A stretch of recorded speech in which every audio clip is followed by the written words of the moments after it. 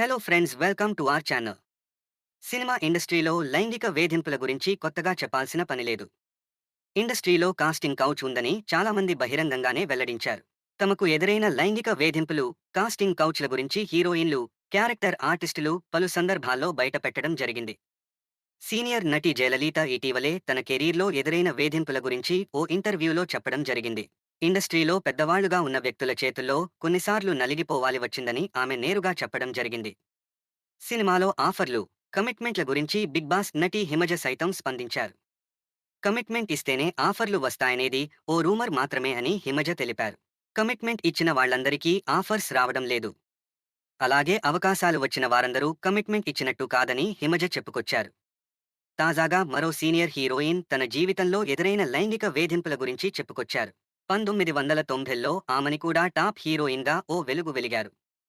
సౌందర్య, రాశి, రోజా, రమ్యకృష్ణ వంటి వారు గ్లామర్ హీరోయిన్స్గా వెలుగుతున్న సమయంలో ఆమెని హోమ్లీగా కనిపించి అభిమానులను అలరించారు. జంబలకిడి పంబ, శుభలగ్నం, శుభ సంకల్పం, ఆ నలుగురు, పచ్చని సంసారం, ప్రియమైన శ్రీవారు, మావిచిగురు వంటి సూపర్ హిట్ సినిమాల్లో నటించి మంచి గుర్తింపు తెచ్చుకున్నారామె. ప్రస్తుతం తెలుగు, తమిళ, కన్నడ సినిమాల్లో క్యారెక్టర్ ఆర్టిస్టుగా నటిస్తున్నారామె. ఆమెని తాజాగా ఓ ఇంటర్వ్యూలో మాట్లాడుతూ తన కెరీర్లో ఎదురైన లైంగిక వేధింపులను బయటపెట్టారు. నా కెరీర్ తొలినాళ్లలో చాలామంది ప్రొడ్యూసర్స్, డైరెక్టర్స్ మాటలతో ఇబ్బంది పెట్టేవారని ఆమె తెలిపారు. ఓ తమిళ దర్శకుడు నన్ను ఏకంగా స్ట్రెచ్ మార్క్స్ మీకు ఉన్నాయా లేదో చూపించండి అంటూ బహిరంగంగా అడిగాడు. దీంతో అక్కడ నుంచి లేచి వెళ్లిపోయానని ఆమెని చెప్పారు. బాడీలో ఎవరికీ చెప్పుకోలేని చోట్లు కూడా వారికి చూపించాలంటూ ఇబ్బంది పెట్టిన దర్శకులు కూడా ఉన్నారని ఈ సీనియర్ హీరోయిన్ చెప్పుకొచ్చారు.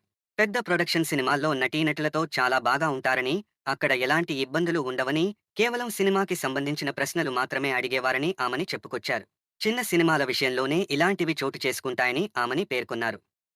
జీవితంలో ఒక్కసారి లొంగితే అది ఒక్కరితో ఆగదని, నా జీవితంలో అలాంటి రోజు రానందుకు చాలా ఆనందంగా ఉందని ఆమెని తెలిపారు. ఇలాంటి మరెన్నో అప్డేట్స్ కోసం ఇప్పుడే మన ఛానల్ని సబ్స్క్రైబ్ చేసుకోండి మరియు లైక్ అండ్ షేర్ చేయండి. Thanks for watching.